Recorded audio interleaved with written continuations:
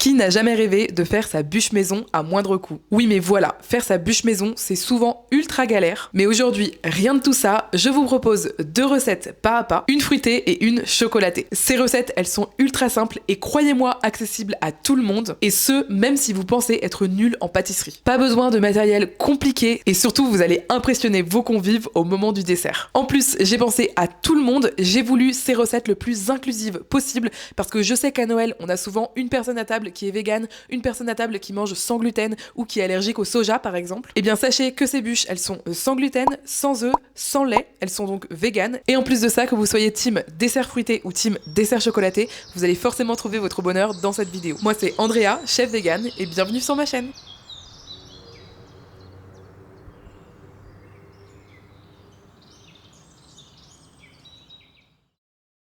Pour notre première recette, on va réaliser une bûche façon tarte tatin. C'est vraiment l'une de mes bûches préférées parce qu'elle est fruitée, elle est très légère, elle est vraiment très agréable à déguster à la fin d'un repas de fête. Et surtout, elle est extrêmement facile à faire et aussi très économique. Bref, elle a tout pour plaire. Et cette bûche, elle commence par réaliser un caramel à sec. Donc pour ça, c'est très facile. Vous prenez votre poêle, vous la mettez sur feu moyen et on commence par mettre une première couche de sucre dans la poêle. Donc pour moi, c'est du sucre roux parce que c'est ce que j'ai chez moi en ce moment, mais ça fonctionne très bien aussi avec du sucre blanc. Ça fonctionne presque mieux, entre guillemets, puisque d'un point de vue visuel, le sucre blanc vous aide à mieux voir la caramélisation. Mais dans mon cas, le sucre roux fera très bien l'affaire. Le caramel, on s'en fait parfois tout un foin, mais honnêtement, c'est très facile à faire. Tout ce qu'il suffit de faire, c'est d'avoir une poêle bien propre, sèche, qui n'ait pas d'impureté à l'intérieur, de prendre un feu doux pour éviter de brûler son caramel et de surtout pas toucher au sucre. En fait, si vous voulez remuer le sucre, vous pouvez utiliser comme ça le manche de la poêle pour un petit peu le mouvoir, mais c'est tout. Vous ne prenez pas d'instrument, d'ustensile pour mélanger, parce que c'est là que vous allez pouvoir apporter de l'impureté qui parfois peut gêner à la formation du caramel.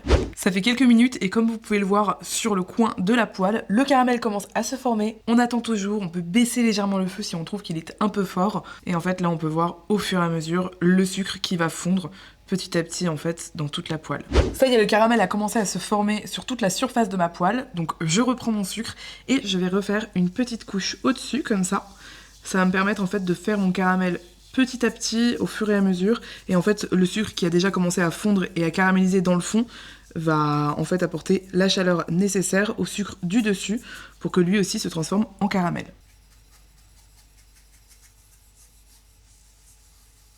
Le caramel est toujours tranquillement en train de se former. Nous, on va faire une seconde préparation, donc à base de sel, qui va agir comme exhausteur de goût, de sucre et d'une fécule au choix. Donc moi j'ai de l'arrowroot, mais fécule de maïs, ça fonctionnera très bien, fécule de pommes de terre, etc. Celle que vous avez chez vous. On mélange tout ça. Absolument facultatif, mais puisque j'en ai, je vais mettre un petit peu de vanille en poudre. Mon caramel est prêt, donc je vais pouvoir le mettre dans mon moule. Et là le but c'est vraiment de venir mettre du caramel un peu partout, donc on fait bien attention à pas en renverser.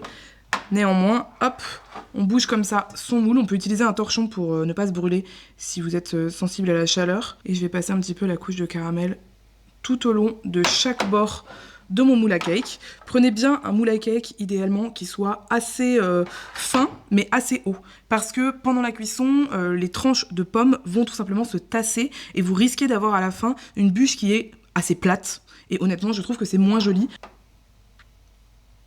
Voilà, et une fois que votre moule est parfaitement chemisé de caramel, on va pouvoir s'atteler à nos pommes. Pour cette étape, je vous conseille d'avoir une mandoline. C'est pas totalement obligatoire, on peut faire cette étape sans mandoline, mais c'est vrai que la mandoline va nous permettre d'avoir ce côté millefeuille de pommes, ce côté tatin de pommes avec des tranches très fines et c'est ça qui est très agréable. La mienne, je l'aime beaucoup, je l'ai achetée sur internet, donc je vous mettrai le lien en description si ça vous intéresse. Et surtout, on n'est pas crazy ici, qui dit mandoline dit gant anti-coupure. C'est vraiment très très pratique, ça ressemble à un gant en tissu, mais en fait, il y a une maille extrêmement résistante qui fait que même si vous mettez vos doigts là dans la lame, vous n'allez pas vous couper. Et vraiment, je vous assure, il y a beaucoup d'accidents très graves avec des mandolines, des gens qui se coupent des bouts de doigts, et honnêtement, bah vraiment, investissez dans un gant quoi, parce que ça vous évitera de passer votre Noël à l'hôpital. Vraiment la bonne ambiance sur les vidéos d'Andrea. Et ensuite, vous allez prendre vos pommes. Donc vous aurez besoin de 2 kg de pommes, comme d'habitude. Toutes les recettes seront écrites et détaillées en description. J'y passe pas mal de temps, donc n'hésitez pas à aller y faire un tour. Et pour cette recette, je vous conseille de prendre des pommes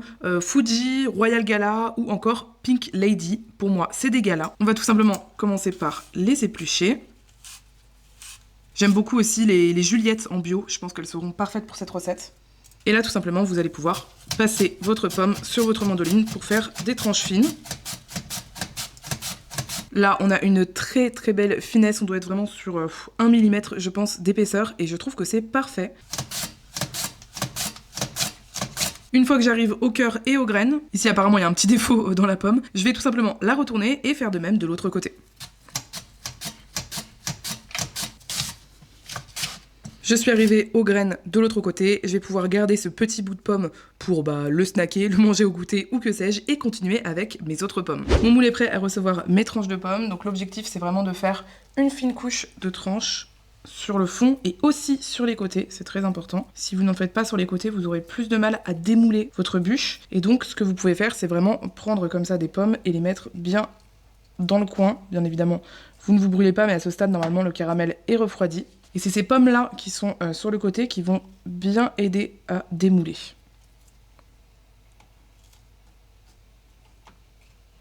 D'ailleurs, ne faites pas comme moi j'ai d'abord fait une couche dans le fond, mais faites d'abord vraiment la couche sur les côtés et ensuite mettez les autres pommes. La première couche de pommes est posée, donc maintenant je vais pouvoir disposer un petit peu de mon mélange fécule, sucre et sel. Ça va permettre en fait d'absorber l'excédent de jus en fait qui va ressortir pendant la cuisson et de nous faire une belle bûche à la fin qui se tienne bien et qui ne soit pas pleine de liquide bien évidemment. Et maintenant, je continue avec mes autres tranches de pommes. Et lorsque je n'ai plus de tranches de pommes, je passe une nouvelle pomme épluchée à la mandoline. Et je continue comme ça jusqu'à la fin de mon moule à cake.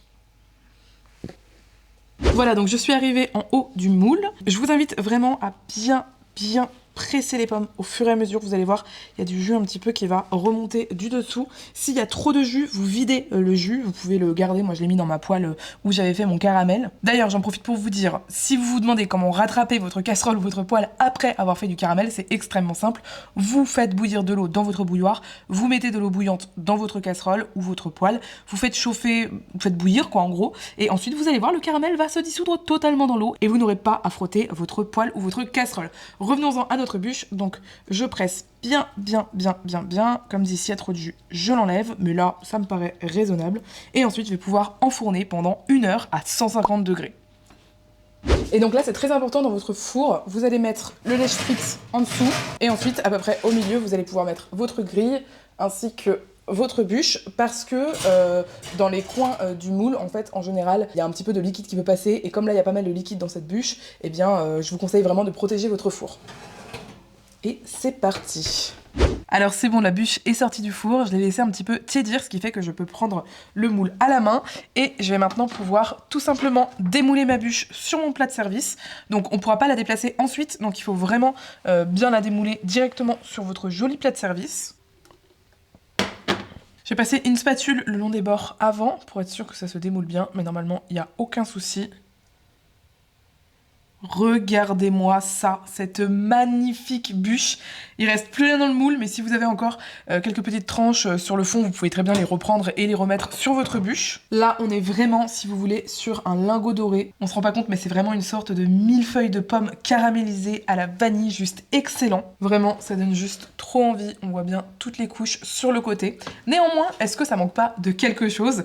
Vous me dites si vous êtes d'accord avec moi, mais je trouve que ça manque d'une belle crème anglaise. Donc c'est parti pour faire une crème anglaise 100% végétale, sans gluten, donc sans œufs, sans lait, et pourtant avec beaucoup de goût. Pour cela, on commence par utiliser du lait végétal à la vanille. Vous pouvez prendre du lait d'avoine, mais moi je préfère le lait de soja, comme ça apporte un petit peu de protéines. Même si j'avoue que le jour de Noël, on se soucie pas trop des protéines. Donc on va commencer par en mettre 500 ml. En fait, pourquoi prendre du lait directement parfumé à la vanille? Ça vous coûtera beaucoup moins cher que si vous mettez de la vanille entière dedans, même si vous pouvez le faire également, bien sûr. Et il faut savoir que si vous utilisez du lait de soja nature mais que vous mettez de la vanille à l'intérieur, c'est pas hyper intéressant parce que le soja c'est inhibiteur de goût, c'est-à-dire que ça va un petit peu masquer les goûts que vous allez mettre à l'intérieur, y compris la vanille, et encore une fois au prix de la vanille, je trouve ça vraiment dommage. Pour ajouter les petits grains typiques de la vanille qu'il n'y a pas dans le lait, et c'est un peu dommage, vous pouvez très bien mettre un sachet de sucre vanillé comme tout à l'heure, mais moi je vais mettre de la vanille en poudre puisque j'en ai chez moi. Ensuite on ajoute simplement de la fécule, ça va permettre d'épaissir à la chaleur. Donc moi je la tamise pour éviter d'avoir des grumeaux à l'intérieur, même si tant que vous le mettez dans un liquide froid comme ici, c'est pas forcément nécessaire de tamiser, mais je préfère. Et ensuite on va pouvoir mettre tout ça sur le feu, donc feu moyen, voire feu moyen fort, en mélangeant en continu. Et là ce qui va se passer, c'est que la fécule va venir épaissir tout simplement notre liquide, et ça va très bien remplacer les œufs. Alors oui, j'ai pas mis de sucre supplémentaire parce que je ne vous cache pas que rajouter du sucre dans une bûche où il y a déjà du caramel, perso je trouve que c'est too much. En plus le lait végétal à la vanille, en général il y a du sucre ajouté à l'intérieur, donc pour moi c'est largement suffisant. Maintenant si vous préférez encore en mettre, c'est tout à fait possible bien sûr. Et je vais mélanger comme ça un peu partout jusqu'à ce que ça épaississe. D'ailleurs, en fonction de la couleur de votre lait, comme on n'utilise pas de jaune d'œuf, on peut mettre un tout petit peu de curcuma pour apporter cette couleur dans notre crème anglaise végétale. Le but c'est pas d'avoir du goût du curcuma, c'est vraiment juste pour la couleur. Là, on voit déjà que ça commence à s'épaissir, mais c'est pas encore la bonne texture, vous savez, celle qui nappe la cuillère. Donc je continue constamment à mélanger, et à ce stade, je sais que ça va arriver assez vite, donc je surveille bien. Et ça y est, ma crème anglaise est totalement prise, elle est vraiment magnifique. Je vous montre le test de la cuillère, donc vous prenez une cuillère, bon l'idéal c'est en bois, mais ça fonctionne un peu avec toutes les cuillères, et vous faites le test du doigt, vous passez, et il ne faut pas que ça se referme sur la crème, et dans ces cas-là, ça veut dire qu'elle est prête. Et vu que je viens de la goûter, je peux vous dire qu'elle est absolument délicieuse, donc trop hâte de la mettre sur ma bûche. Si vous avez une jolie saucière, c'est clairement le moment de l'utiliser. Mais personnellement, je n'en ai pas, du coup j'utilise mon mug préféré pour y verser ma crème anglaise. Donc je vous montre une jolie part de cette bûche. Elle peut largement servir entre 8 et 10 personnes. Ce que j'adore aussi, c'est ce joli dégradé de couleurs qu'il y a à l'intérieur de la bûche, où on voit le caramel qui a fait un petit peu un dégradé comme ça, c'est très joli je trouve. Et maintenant, pour le service, chacune peut se servir un petit peu de crème anglaise à sa guise, donc pourquoi pas à côté ou bien au-dessus. Ça rappelle vraiment le côté tarte tatin, mais en beaucoup plus léger puisqu'il n'y a pas de pâte. Il y a uniquement ce millefeuille de pommes caramélisé. Et là, je peux vous dire qu'on se régale, il suffit de couper sa part, de récupérer les pommes qui sont divinement caramélisées avec un petit peu de crème anglaise, et ça c'est l'explosion de saveurs en bouche. Vraiment, si vous n'êtes pas team chocolat et que vous avez un petit budget pour Noël et pas de moule à bûche, etc., je vous conseille trop ce millefeuille de pommes caramélisées, juste excellent, tellement gourmand avec vraiment peu de moyens et peu de méthodes. Et moi j'ai trop hâte que vous testiez cette recette pour les fêtes. Ok, si t'es arrivé jusqu'ici dans la vidéo, ça veut forcément dire qu'elle te plaît. Du coup, pour me le faire savoir, laisse l'emoji sapin en commentaire.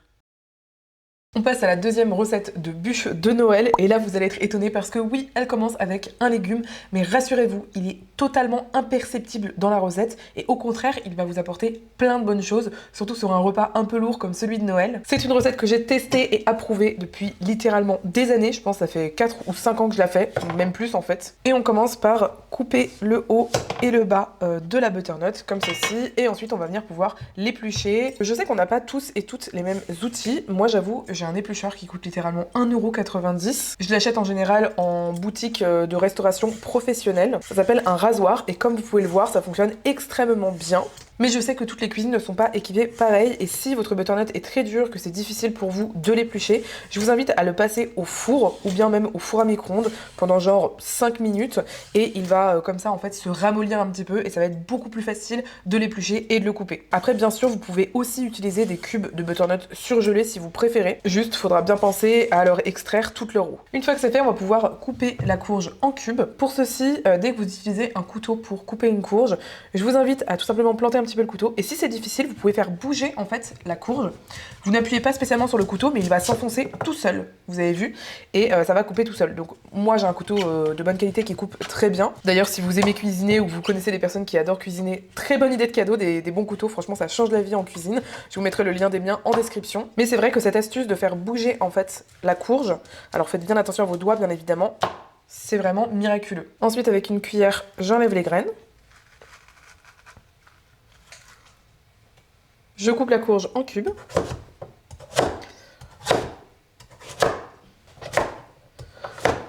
Ensuite, j'ai rempli un fond d'eau bouillante dans ma poêle et j'y mets mes cubes de butternut. On peut les faire cuire aussi à la vapeur, si vous préférez, c'est tout à fait possible. Les deux sont possibles en fait. Évidemment, je couvre, de cette façon, la majorité de la courge va cuire justement un peu à la vapeur et on laisse ça cuire environ une dizaine de minutes. Vous l'aurez compris, c'est une recette vraiment extrêmement facile et en fait, elle ne contient que 4 ingrédients en tout et pour tout. Et donc, notre deuxième ingrédient après la courge, c'est le chocolat. Donc on va le mettre dans un petit récipient pour le faire fondre. Ensuite, il nous faut une purée d'oléagineux au choix. Moi, je viens de faire maison de la purée de noisettes. Vous le savez, j'ai un super robot qui me rend la vie très facile là-dessus. Mais ça s'achète très facilement en magasin bio, même en supermarché maintenant. Et vous pouvez également utiliser de la purée d'amandes, pourquoi pas de la purée de cacahuètes, de la purée de pécan si vous en avez. Enfin, en gros, prenez un peu ce qui vous plaît. Moi, j'aime beaucoup l'association avec la noisette pour cette bûche, mais ça fonctionnera avec n'importe quelle purée d'oléagineux. Et ce qui est très sympa aussi, c'est de prendre un praliné. Vous allez encore ajouter du gourmand à cette recette. C'est vraiment très très chouette. Mais moi ici c'est une version sans sucre ajouté. Je l'ajoute directement à mon chocolat.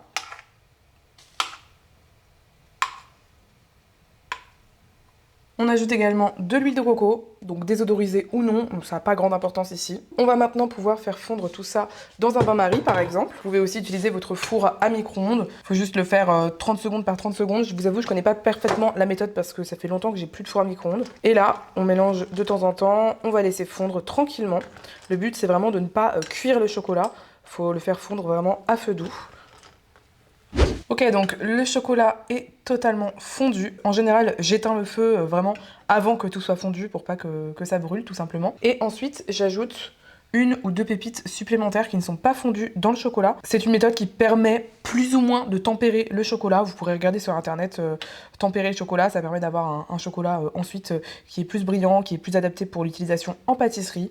Voilà, c'est ma petite astuce, mais on n'est pas obligé de le faire. Et maintenant, on va pouvoir vérifier également si notre courge est cuite. Donc pour ça, je vais tout simplement planter un couteau dans ma courge. Il se plante parfaitement bien. On voit que la courge est cuite à cœur. Donc c'est parfait, je vais pouvoir l'égoutter pour l'utiliser. On arrive déjà à la fin de cette recette et c'est extrêmement facile. Il nous suffit de tout mixer. Donc vous pouvez utiliser un mixeur plongeant, un mixeur type blender ou comme moi, un mixeur type lame en S. Vous mettez tous vos ingrédients à l'intérieur, donc à commencer par la courge et le chocolat fondu. Et maintenant, il suffit de mixer.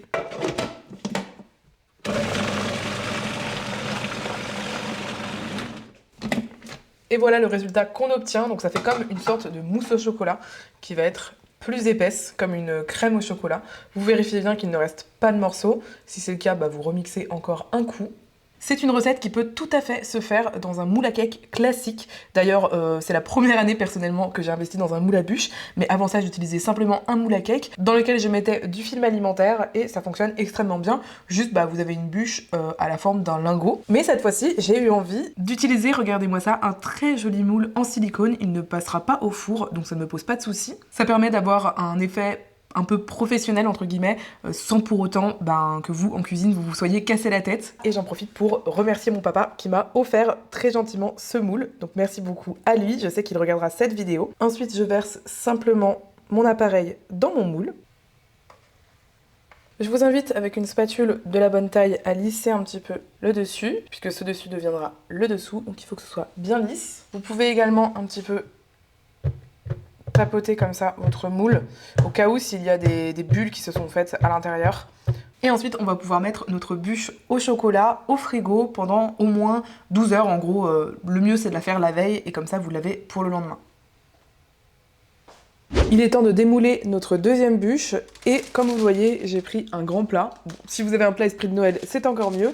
Et en fait, je mets tout simplement 2 feuilles de papier sulfurisé comme ceci. Vous allez voir pourquoi. La bûche est bien prise dans son moule. Je peux la mettre directement au centre de mon plat. Je fais tout doucement pour essayer de ne pas l'abîmer. Tadam!